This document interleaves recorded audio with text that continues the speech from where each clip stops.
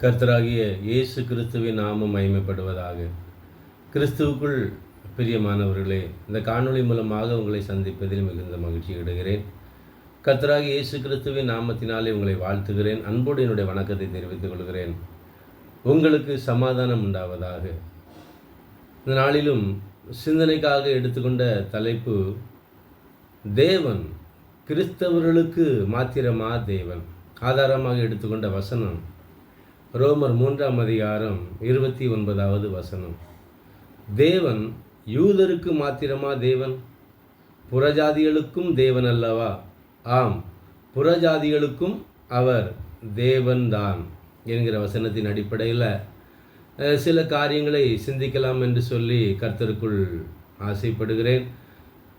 ஆவியானவர் தாமே நமக்கு உதவி செய்வாராக. ஆமேன். கிறிஸ்துவுக்குள் பிரியமானவர்களே, கிறிஸ்தவர்கள் வேறு பிரிக்கப்பட்டவர்கள். கிறிஸ்தவருடைய மேன்மை என்ன? இந்த வசனத்தை நம்ம வாசித்து பார்ப்போமானால் வேதம் என்ன சொல்கிறது என்று சொன்னால், முன்பதாக தேவன் ஆபிரகாம் என்கிற ஒரு மனிதனை தெரிந்து கொண்டு அவனுடைய சந்ததிக்கு வேதத்தை கொடுத்தார். அவனுடைய சந்ததியை, ஆபிரகாமினுடைய சந்ததியை தமக்கு சொந்த ஜனமாக தெரிந்து கொண்டு தேவனுடைய மகத்துவமான வேதத்தை அவர்களுக்கு எழுதி கொடுத்தார். அந்த நியாய பிரமாணத்தின்படி செய்கிற எவனுக்கும் பிழைப்பு உண்டு என்று சொல்லி வேதம் சொல்கிறது. அந்த பகுதியில் சொல்லப்பட்ட வார்த்தை என்னவென்று சொன்னால், ரோமர் 3:2 இவ்வாறாக சொல்கிறது, யூதனுடைய மேன்மை தேவனுடைய வாக்கியங்கள் அவர்களிடத்தில் ஒப்புவிக்கப்பட்டது விசேஷித்த மேன்மையாமே என்று சொல்லப்படுகிறது. எப்படி யூதர்களுக்கு அல்லது இஸ்ரவேலருக்கு தேவனுடைய வாக்கியங்கள் கொடுக்கப்பட்டதோ, தேவனுடைய வாக்கியங்களை அவர்கள் பெற்றதினால் அவர்கள் மேன்மை உள்ளவர்களாக இருந்தார்கள். ஆனால் கிறிஸ்தவர்கள் கிறிஸ்துவுக்கு பின் கர்த்தராகிய இயேசு கிறிஸ்து இந்த யூத சந்ததியில் பிறந்தார் என்பதை நாம் வேதத்தின் மூலமாக அறிந்து கொள்ள முடிகிறது. அவர் இந்த உலகத்தில் வந்து எல்லா மனுஷருக்கும் மீட்பு உண்டாகத்தக்கதாக ஒரு பிராயச்சித்தத்தை செய்து முடித்தார். அந்த பிராயச்சித்தத்தின் மூலமாக கர்த்தராகிய இயேசு கிறிஸ்து தேவனுடைய குமாரன் சிலுவையிலே மரித்ததின் நிமித்தமாக நமக்கு மீட்பு உண்டாயிருக்கிறது, இரட்சிப்பு உண்டாயிருக்கிறது. இது கிறிஸ்தவர்களுக்குரிய மேன்மை. யூதர்களுக்குரிய மேன்மை நியாயப்பிரமாணம். கிறிஸ்தவர்களுக்குரிய மேன்மை கர்த்தராகிய இயேசு கிறிஸ்து. நாம் கர்த்தராகிய இயேசு கிறிஸ்துவை விசுவாசிக்கிறவர்கள். இது ஒரு பக்கத்தில் இருக்கட்டும். அப்போ தேவன், நான் சொல்ல வந்த காரியம் என்னவென்று சொன்னால், தேவன் கர்த்தராகிய இயேசு கிறிஸ்து தேவனுடைய குமாரன். இன்னும் ஒரு வார்த்தை சொல்வீர்களானால், மாம்சத்தில் வெளிப்பட்ட தேவன், உருவத்தில் வந்த தேவன் அல்லது சரீரத்தில் வந்த தேவன் என்று சொல்லலாம். அவரை ஏற்றுக்கொள்ளுகிறவர்களுக்கு அவர் அடைக்கலம் கொடுக்கிறார். அவரை ஏற்றுக்கொள்ளுகிறவர்களை அவர் ரட்சிக்கிறார். அவரை ஏற்றுக்கொள்ளுகிறவர்களுக்கு நியாய தீர்ப்பு இல்லை. வசனம் இவ்வாறாக சொல்லுகிறது, எபிரேயர் 9:27, ஒரு தரம் மரிப்பதும் பின்பு நியாய தீர்ப்பு அடைவதும் மனுஷருக்கு நியமிக்கப்பட்டபடியே. மனுஷருக்கு ஒரு காரியம் நியமிக்கப்பட்டிருக்கிறது, ஒரு தரம் மரிப்பதும் பின்பு நியாய தீர்ப்பு அடைவதும். ஆனால் கர்த்தராகிய இயேசு கிறிஸ்து சொல்லும்போது, கர்த்தராகிய இயேசு கிறிஸ்துவை விசுவாசிக்கிறவர்களுக்கு நியாய தீர்ப்பு இல்லை, அவர் நியாயம் தீர்க்கப்படுவதில்லை.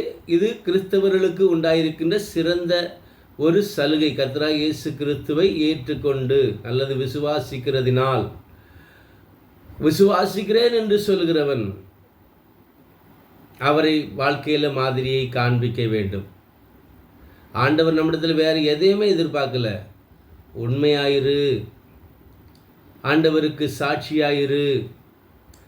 ஆண்டவராக இயேசு கிறிஸ்து மரித்து உயிரோடு எழும்பினார் என்பதற்கு சாட்சியாக நீ நடந்து கொள். உன்னுடைய உண்மை தன்மையை உலகம் அறிந்து கொள்ளட்டும். வேற கடினமான எதையுமே அவர் நம்மிடத்தில் எதிர்பார்க்கல. பாவம் செய்யாத மனுஷன் இல்லை. யாக்கோபு சொல்லும்போது இவ்வாறாக சொல்கிறார், நாம் அநேக இடங்களில் தவறு செய்கிறோம், ஆனால் கர்த்தருடைய கிருபை நம்மை நடத்துகிறது. இருக்கட்டும், கர்த்தர் நல்லவர், அவர் கிருபை என்றும் உள்ளது. அப்போ கிறிஸ்தவர்களுக்கு ஒரு மேன்மை இருக்கிறது. கிறிஸ்தவர்கள் அல்லாதவர்களுக்கு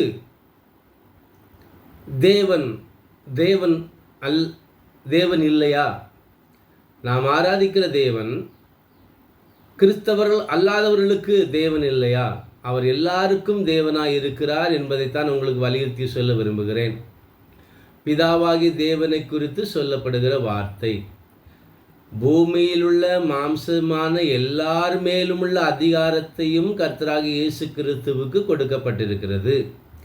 ஆனால் எல்லாரையும் உயிரோடு இருக்க செய்கிறவர் பிதாவாகிய தேவன். அவரை குறித்து வேதம் இவ்வாறாக சொல்கிறது, எல்லாருக்கும் ஜீவனையும் சுவாசத்தையும் அருளுகிறவர். அவருக்குள் இருக்கிறோம், அசைகிறோம், பிழைக்கிறோம் என்று சொல்லி வேதம் சொல்கிறது. இப்படி எல்லாரையும் உயிரோடு இருக்க செய்கிற தேவன், அவர் எல்லாருக்கும் தேவனாயிருக்கிறார். அவரை குறித்து எரேமியா 32:27 சொல்லுகிறது, இதோ நான் மாம்சமான யாவருக்கும் தேவனாகிய கர்த்தர். மாம்சத்தில் இருக்கிற எல்லாருக்கும் அவர் தான் தேவனாகிய கர்த்தர். அவர் எல்லார் மேலும் மழையை பெய்ய பண்ணுகிறார். நல்லவர் பொல்லார், எல்லார் நீதி உள்ளவர் அநீதி உள்ளவர் எல்லார் மேலும் தன்னுடைய சூரியனை உதிக்க பண்ணுகிறார். அவர் பூரண சர்க்குணர்.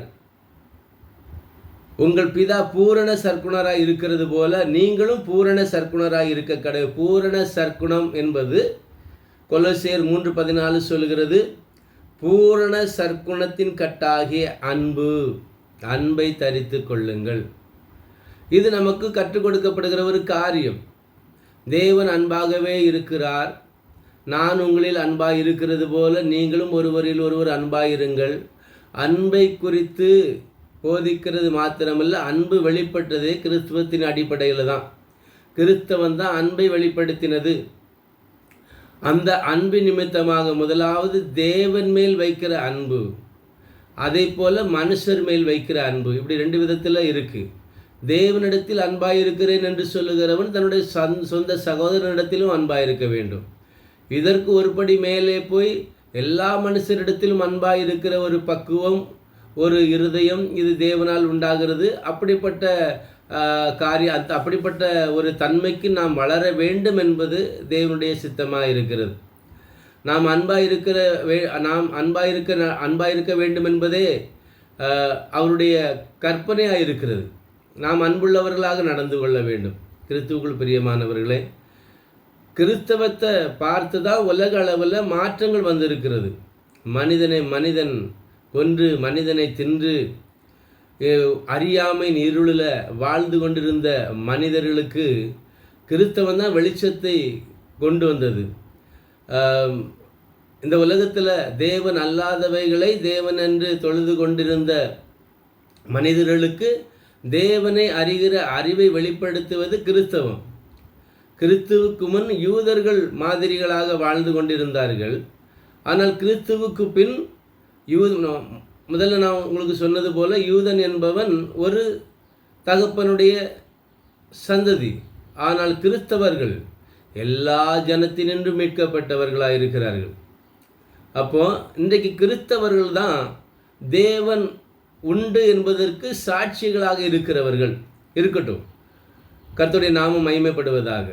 நாம் சாட்சிகளாக இருப்பதினால் தேவன் நமக்கு மாத்திரமா தேவன் இல்லை, தேவனை அறியாத ஜனங்களுக்கும் அவர் தேவனாய் இருக்கிறார். கர்த்தருடைய பிள்ளைகளே, சொல்லப்படுகிற காரியம் என்னவென்று சொன்னால், ஒருவன் தேவனை அறியாதவனாயிருந்து நமக்கு கொடுக்கப்பட்டிருக்கிற கர்த்தருடைய வாக்கியங்களை அவன் தன் வாக்கியங்களை அவன் அறியாதிருந்தும் தன்னுடைய மனதின்படி அந்த வாக்கியங்களின்படி நடக்கிறவனாயிருப்பான் என்று சொன்னால், அந்த வாக்கியங்களை அவன் அறியாமல் இருந்தாலும் அந்த வாக்கியங்களினால் உண்டாகிற ஆசீர்வாதத்தை அவன் சுதந்திரித்துக் கொள்ளுகிறவனாயிருக்கிறான். நன்கு அறிந்து கொள்ளுங்கள், தேவன் எல்லாருக்கும் தேவன் நல்லவராகவே இருக்கிறார். சங்கீத புஸ்தகத்தில் இவ்வாறாக சொல்லப்படுகிறது, தேவன் எல்லார் மேலும் தயவுள்ளவராயிருக்கிறார், அவருடைய இரக்கங்கள் அவருடைய எல்லா கிரியைகளின் மேலும் இருக்கிறது என்று சொல்லப்படுகிறது. அவருடைய படைப்புகள் எல்லாவற்றின் மேலும் அவர் இரக்கமுள்ளவராயிருக்கிறார். ஒருவரும் கெட்டுப்போவது அவருக்கு சித்தமில்லை. எல்லா மனுஷரும் ரட்சிக்கப்படும், சத்தியத்தை அறிகிற அறிவை அடையவும் அவர் சித்தமுள்ளவராயிருக்கிறார். அப்போ ஒருவன் வேதத்தை அறியாதவனாய் இருந்தும் தன்னுடைய மனசாட்சியின்படி மனசாட்சியின்படி வேத வசனங்களுக்கு ஏற்றபடியான அவனுடைய வசனம் சொல்கிறது, அவனுடைய மனதில் அந்த வசனங்கள் இருக்கிறது, அந்த வாக்கியங்கள் இருக்கிறது, அதன்படி நடப்பான் என்று சொன்னால் அவனுக்கு ஆசீர்வாதம், தேவனால் உண்டாகிற ஆசீர்வாதம் நிச்சயமாக அவனுக்கு கிடைக்கும். ஆனால் ரட்சிப்பு அல்லது தேவனுடைய ராஜ்யம் அல்லது நித்திய ஜீவன் அல்லது நியாய தீர்ப்பு இல்லாமலேயே தேவனுடைய ராஜ்யத்துக்குள் பிரவேசிக்கிற ஸ்லாக்கியம் கர்த்தராக இயேசு கிறிஸ்துவினால் மாத்திரமே மனுக்குலத்துக்கு உண்டாயிருக்கிறதே அல்லாமல் மற்ற எல்லா ஜனங்களும் நியாய தீர்ப்பிலே வந்து நிற்பார்கள். நியாய தீர்ப்பிலே வந்து நிற்கும்போது அவர்களுடைய மனதின்படி அவர்கள் வாழ்ந்து அந்த வாழ்க்கையில் தேவனுக்கு பிரியமான வாழ்க்கை வாழ்ந்திருப்பார்கள் என்று சொன்னால் நிச்சயமாக அவர்களுக்கும் அவருடைய மனசாட்சியின்படி அவர்களுக்கு நியாய தீர்ப்பு கிடைக்கும் என்று சொல்லிதான் வேதம் சொல்கிறது. நீங்கள் வேதத்தை சரியாக வாசிப்பீர்கள் என்று சொன்னால் இது உங்களுக்கு புரியும். ஆனால் மனிதர்கள் அல்லது கிறிஸ்தவர்களாக வாழ்ந்திருந்தும் பிறந்திருந்தும் கர்த்தருக்கு பிரியமில்லாத வாழ்க்கை வாழ்வார்கள் என்று சொன்னால் இரட்டிப்பான தண்டனைகளை அவர்கள் பெறுவார்கள் என்று சொல்லி ஆண்டவராகிய இயேசு கிறிஸ்து சொல்லுகிறார். ஒருவன் கர்த்தருடைய வாக்கியத்தை பெற்றிருந்தும் அந்த வாக்கியத்தின்படி நடக்காமல் சிலர் வந்து கர்த்தராகிய இயேசு கிறிஸ்து சொன்னது போல ஜீரகத்திலும் இன்னும் ஒர்த்தலாமிலும் தசமபாகம் கொடுப்பதில், வெளியரங்கமான பக்தி மார்க்கத்தில் வேஷம் தரிப்பதில் அநேகர் இன்றைக்கு அப்படிப்பட்ட ஒரு சூழ்நிலைக்குள்ளே வாழ்ந்து கொண்டிருக்கிறார். அதாவது மனிதனுடைய பார்வைக்கு பக்தி மார்க்கத்தில் அவர்கள் நடக்கிறார்கள், தசம பாகத்தை செலுத்துகிறார்கள், ஒழுங்காக ஜெபத்தில் பங்கெடுக்கிறார்கள். ஆனால் ஆண்டவராக இயேசு கிறிஸ்து சொன்ன வார்த்தையின்படி இரக்கம், அன்பு, விசுவாசம் இதெல்லாம் அவர்களிடத்தில் இல்லை. கர்த்தருடைய பிள்ளைகளே, அப்படிப்பட்டவர்கள் மனம் திரும்பி ஆண்டவராக இயேசு கிறிஸ்து சொன்ன வார்த்தையின்படி அன்பாக இருக்க கற்றுக்கொள்ள வேண்டும். தேவன் கிறிஸ்தவர்களுக்கு மாத்திரம் தேவன் அல்ல, அவர் எல்லாருக்கும் தேவனாய் இருக்கிறார். இன்றைக்கு கிறிஸ்தவத்தில் கூட அநேகர் நியாய தீர்ப்பைத்தான் எதிர்பார்த்து கொண்டிருக்கிறார்களே அல்லாமல் ஆண்டவராக இயேசு கிறிஸ்துவனுடைய வார்த்தையின்படி கர்த்தராக இயேசு கிறிஸ்துவை விசுவாசிக்கிறவனுக்கு ஆக்கினை தீர்ப்பு இல்லை. யோவான் 3:18 அவரை விசுவாசிக்கிறவன் எவனோ அவன் ஆக்கினைக்குள்ளாக தீர்க்கப்படுவதில்லை, அவனுக்கு தண்டனை தீர்ப்பில்லை. இப்படிப்பட்ட மேன்மையான சிலாக்கியத்தை நாம் பெற்றிருக்கிறோம். நியாய பிரமாணம் அல்லது நியாய தீர்ப்பு, நியாய பிரமாணத்தின்படி நியாய தீர்ப்பை எதிர்பார்த்து கொண்டிருக்கிற கிறிஸ்தவம் கர்த்தராக இயேசு கிறிஸ்துவினால் உண்டான மீட்பை விசுவாசித்து அதற்கேற்ற வாழ்க்கையை அமைத்து கொள்ளுவார்கள் என்று சொன்னால் என்னவென்று சொன்னால் அன்பு தான், வேறு எதுவுமே இல்லை. அன்பு, ஒருவரில் ஒருவர் அன்பாக இருங்கள், உண்மை உள்ளவர்களாக இருங்கள். உங்கள் வாழ்க்கை இன்னொரு மனிதனுக்கு இடரல் உண்டாக்குகிற விதமாக இருக்கக்கூடாது. இந்த கிறிஸ்தவம் அறியாமையில், இன்னைக்கு கிறிஸ்தவத்தில் அதாவது எதிர்பார்க்க முடியாத ஒரு காரியம் இதுதான். பரிசுத்தம், பக்தி, பரவசம் என்று சொல்லி பேசுகிற அநேகர் அண்டை வீட்டுக்காரனிடத்தில் சமாதானமாக இல்லாமல், அவர்களுக்கு தங்களுடைய வாழ்க்கையை மாதிரியாக காண்பிக்காமல், தங்களுடைய வாழ்க்கை பக்கத்து வீட்டுக்காரனுக்கு இடரலாக இவர்களுடைய வாழ்க்கை இருப்பது ஒரு பெரிய கேடு என்று சொல்லி உங்களுக்கு சொல்லுகிறேன். ஆண்டவராக இயேசு கிறிஸ்து அன்பை குறித்து சொல்லும்போது, ஆண்டவராக இயேசு கிறிஸ்துவினிடத்தில் ஒரு மனிதன் வந்து நித்திய ஜீவனை சுதந்திரித்துக் கொள்ள நான் என்ன செய்ய வேண்டும் என்று சொல்லி கேட்டபோது, ஆண்டவராக இயேசு கிறிஸ்து நியாயப்பிரமாணத்தில் என்ன சொல்லுகிறது என்று சொல்லி கேட்டு, உன்னிடத்தில் அன்பு கூறுகிறது போல பிறனிடத்திலும் அன்பு கூறுவாயாக என்று சொல்லி ஆண்டவர் சொன்னபோது, அவன் எனக்கு பிறன் யார் என்று சொல்லி ஆண்டவரிடத்தில் கேட்டான்.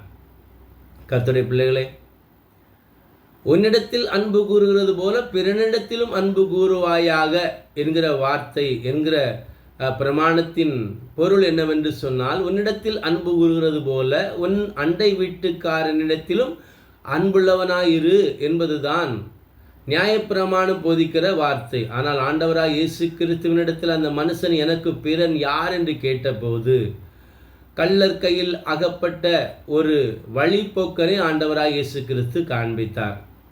அந்த வழிப்போக்கனுக்கு ஒரு சமாரியன் தன்னுடைய சொந்த பணத்தை செலவழித்து தன்னுடைய கையில் இருந்த ரசத்தை வார்த்து அவனுடைய காயங்களை கட்டி தன்னுடைய சொந்த பணத்தை செலவழித்து தன்னுடைய சொந்த வாகனத்தில் ஏற்றிக்கொண்டு அவனை சத்திரத்திலே கொண்டு சேர்த்த ஒரு காரியத்தை ஆண்டவராகிய இயேசு கிறிஸ்து அந்த மனிதனுக்கு போதிக்கிறார். அந்த இடத்துல கூட ஆண்டவர் அவனிடத்தில் நீ அந்த சமாரியன் செய்தது போல நீயும் செய் என்று சொல்லி ஆண்டவர் அவனுக்கு கற்றுக் கொடுத்தார். கர்த்தருடைய பிள்ளைகளே, ஊழியத்தில் சிறந்த ஊழியம் இதுதான். ஆனால் இன்றைக்கு இப்படிப்பட்ட ஊழியங்களை பார்ப்பது மிகவும் அரிது என்று சொல்லி உங்களுக்கு சொல்லுகிறேன். வெளியரங்கமான பகட்டான வேஷம் போடுகிற, ஆடி பாடி கூத்தாடி கொண்டாடி என்று சொல்லி இரக்கம், இன்னும் விசுவாசம், அன்பு இல்லாத ஒரு சூழ்நிலை. மனிதர்கள் ஒரே குறிக்கோள், பண ஆசை, ஆசீர்வதிக்கப்படணும், எப்படியாவது ஆசீர்வதிக்கப்படணும். அங்கே போனால் எனக்கு ஆசீர்வாதம் கிடைச்சிராதா, இங்கே போனால் எனக்கு ஆசீர்வாதம் கிடைச்சிராதா. ஆண்டோடைய வார்த்தை நம்பி அவருடைய திரு சமூகத்தில் காத்திருக்கிற கிறிஸ்தவர்கள் மிகவும் குறைவு என்று சொல்லி உங்களுக்கு சொல்கிறேன். இருதயம் முழுவதும் பொருளாசையினால் நிறைந்தவர்களாக கிறிஸ்தவர்கள் அல்லாதவர்கள் செய்கிற காரியம் கூட இன்றைக்கு கிறிஸ்தவர்களிடத்தில் இல்லை. மறுபடியும் சொல்கிறேன், கிறிஸ்தவர்கள் அல்லாதவர்களாக இருந்து அவர்கள் வேத வாக்கியங்களின்படி, அவர்களுக்கு வேத வாக்கியங்கள் கொடுக்கப்படவில்லை, ஆனாலும் மனதின் பிரமாணத்தின்படி வேத வாக்கியங்களுக்கு ஒத்த வாழ்க்கையை அவர்கள் வாழுகிறதுனால இன்றைக்கு கிறிஸ்தவனை காட்டிலும் மற்றவர்கள் ஆசீர்வாதமாக இருக்கிறதை நம்மால் பார்க்க முடிகிறது. ஆசீர்வாதம் ஒரு மனிதனுக்கு எப்படி உண்டாகும்? கர்த்தர் ஒரு மனிதனை எவ்விதத்தில் ஆசீர்வதிக்கிறார்? மனிதனை ஆசீர்வதிப்பதே கர்த்தருக்கு பிரியம் என்கிற வேத வாக்கியங்கள் நமக்கு எழுதி கொடுக்கப்பட்டிருந்தும் கர்த்தருக்கு பிரியமான வாழ்க்கை வாழ வேண்டும் என்று சொல்லுகிற எண்ணம் இல்லாமல் பொருளாசை உள்ளவர்களாக, பொருளாசையினால் இருதயம் நிறைந்து எப்படியாவது இந்த உலகத்தில் ஆசீர்வாதமாக இருந்துடணும், இந்த உலகத்தில் ஆசீர்வாதத்தை சுதந்திரித்து கொள்ளணும் அப்படிங்கிற ஒரே குறிக்கோள் ஓடுகிற கிறிஸ்தவர்கள் தான் இன்றைக்கு அநேகர். நீங்கள் நல்லா கவனித்து பாருங்கள். கர்த்தர் நல்லவர், அவர் ஆசீர்வதிக்க போதுமானவர். எல்லாம் இயேசு. நீங்கள் இயேசுவை தேடி அங்கே எங்கே அலைய வேண்டிய அவசியமே இல்லை. அவர் நமக்கு தூரமானவர் அல்ல. இங்கும் இங்கும் அலைவதினால் மற்றவர்களுக்கு நமக்கு வித்தியாசம் என்ன?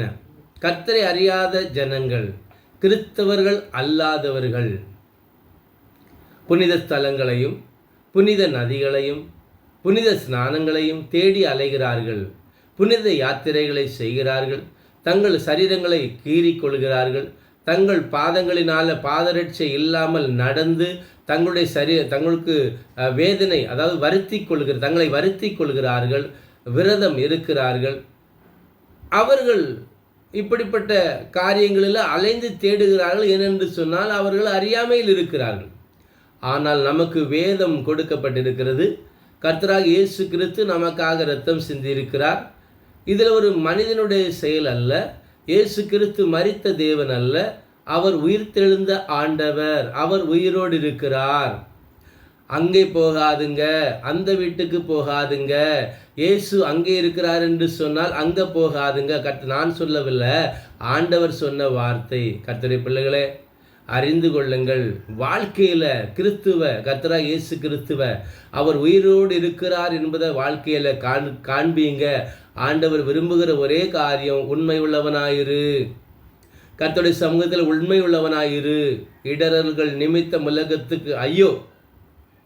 எந்த மனுஷனால் இடரல் வருகிறதோ அவனுக்கு ஐயோ. வார்த்தை வீணாய் போவதில்லை. விசேஷமாக விசுவாசிகளுக்கு இடரல் உண்டாக்குகிறவன், கர்த்தராகிய இயேசு கிறிஸ்துவினிடத்தில் விசுவாசமாக இருக்கிறவனுக்கு இடரல் உண்டாக்குகிறவன், அவனுடைய கழுத்தில் எந்திரக்கல்லை கட்டி சமுத்திரத்தில் எரிந்து போடுவது அவனுக்கு எளிதாயிருக்கும் என்று சொல்லி ஆண்டவர் சொல்லுகிறார். என்று சொன்னால், கர்த்தராகிய இயேசு கிறிஸ்துவை விசுவாசிக்கிறவனுக்கு இடரல் உண்டாக்குகிறவனுக்கு பெரிய கேடு வரும் என்று சொல்லி உங்களுக்கு சொல்லும். அதனால எந்த மனுஷனுக்கு இடரல் உண்டாக்குதபடிக்கு வாழ்க்கையை அமைத்து கொண்டு கூடுமானால் எல்லாரோடும் சமாதானமாக இருக்க கற்றுக்கொள்ளுங்க. அன்பை காண்பீங்க. விசேஷமாக அண்டை வீட்டுக்காரண்டத்தில் அன்பாக இருக்க பிரயாசப்படுங்க. முடிஞ்ச அளவு ஒரு மனுஷனை ஆண்டவருக்குள்ள வழிநடத்துவதற்கு பிரயாசப்பட்டு அதற்கு செலவு செய்தால் கூட, தங்கள் சொந்த பணத்தை செலவழித்தா கூட அது மிகவும் பிரயோஜனமாக இருக்கும் என்பதை அறிந்து அப்படிப்பட்ட காரியங்களில் பிரயாசப்படுங்க. ஆண்டவர் கிறிஸ்தவர்களுக்கு மாத்திரம் தேவன் அல்ல, அவர் எல்லாருக்கும் தேவனாய் இருக்கிறார். கர்த்தராகிய இயேசு கிறிஸ்துவினால் உண்டான நித்திய ஜீவன் அவரை விசுவாசிக்கிறவர்களுக்கு மாத்திரமே என்பதை அறிந்து கொள்ளுங்கள். என்ன சலுகை என்று சொன்னால், திரும்ப திரும்ப அந்த காரியத்தை நான் உங்கள்கிட்ட சொல்லுவேன். அதாவது நித்திய ஜீவன் என்பது நியாய தீர்ப்பு நாட்களுக்கு பின்பு கிறிஸ்தவர்கள் அல்லாதவர்களுக்கும் அவருடைய மனதின்படி அவர்களுக்கு நியாய தீர்ப்பு கிடைக்கும். அவர்கள் சரியான காரியங்களை அல்லது தேவனுக்கு பிரியமான வாழ்க்கை வாழ்ந்திருப்பார்கள் என்று சொன்னால் அவர்களுக்கு நித்திய ஜீவன் நியாய தீர்ப்புக்கு பின்பு அவர்களுக்கு கையளிக்கப்படும். ஆனால் கிறிஸ்தவர்களுக்கு உண்டான சலுகை என்று சொன்னால் அது நியாய தீர்ப்பு இல்லாமலேயே கர்த்தராகிய இயேசு கிறிஸ்துவின் மூலமாக தேவனுடைய ராஜ்யத்துக்குள் அல்லது நித்திய ஜீவனுக்குள் பிரவேசிக்கிறார்கள். இது கிறிஸ்தவர்களுக்கு சொல்லப்பட்ட சுவிசேஷத்தில் உள்ள சிறந்த மேன்மை என்று சொல்லி உங்களுக்கு சொல்கிறேன். அறிந்து கொள்ளுங்கள். கர்த்தருடைய நாமம் மகிமைப்படுவதாக.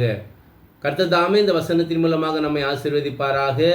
ஆமேன். ஜெபம் செய்வோம். அன்பு நிறைந்த எங்கள் நல்ல ஆண்டவரே, உம்முடைய இரக்கங்களுக்கு முடிவில்லையப்பா, உம்மால் ஆகாதது என்று எதுவுமே இல்லை.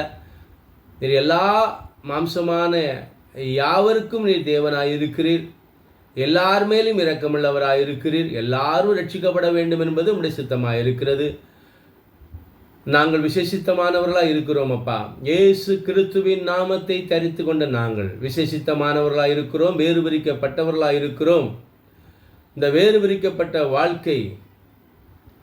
பிரிக்கப்பட்ட வாழ்க்கை எங்களுக்கு தந்திருக்கின்ற உமக்கு ஸ்தோத்திரம். இந்த வேறு பிரிக்கப்பட்ட வாழ்க்கையில் தேவன், ஜீவனுள்ள தேவன் கர்த்தராகிய இயேசு கிறிஸ்து உயிர்த்தெழுந்தார் என்கிற சத்தியத்தை அறிந்து கொண்ட நாங்கள் அதற்கு ஏற்றபடி சாட்சியாக வாழ உதவி செய்யுங்க. நீர் எங்களை ஆசீர்வதிக்க போதுமானவராக இருக்கிறீர். உமக்கு ஸ்தோத்திரம். இந்த வேளையிலும் இந்த வார்த்தையை கேட்கிற ஒவ்வொருவரையும் ஆசீர்வதிங்க. உம்முடைய ஆசீர்வாதத்தினால் நிரப்புங்க. வானத்தின் பலன்களை திறந்து ஆசீர்வதிங்க. காத்திருக்கிற பிள்ளைகளை நீர் கண்ணோக்கி பார்க்கிற தேவராயிரு. கர்த்தருக்கு காத்திருக்கின்றவர்கள் புதுபலன் அடைந்து கழுகுகளைப் போல செட்டைகளை அடித்து எழும்புவார்கள் என்று சொல்லப்பட்டுள்ள வார்த்தையின்படி எழும்ப பண்ணுங்கப்பா. தடைகளை மாற்றி போடுங்க, குறைகளை நீக்குங்க. பூரண சர்க்குணர் உம்முடைய ஆசீர்வாதம் ஒவ்வொருவருக்கும் கிடைக்கட்டும். குறைவில்லாத நன்மையை தர நீர் போதுமானவராக இருக்கிறீர். கர்த்தராகிய இயேசு கிறிஸ்துவின் நாமத்தினாலே தாழ்மையோடு ஜெபிக்கிறோம் ஜீவனுள்ள பரிசுத்த பிதாவே, ஆமேன். ஆண்டவர் உங்களை ஆசீர்வதிப்பாராக.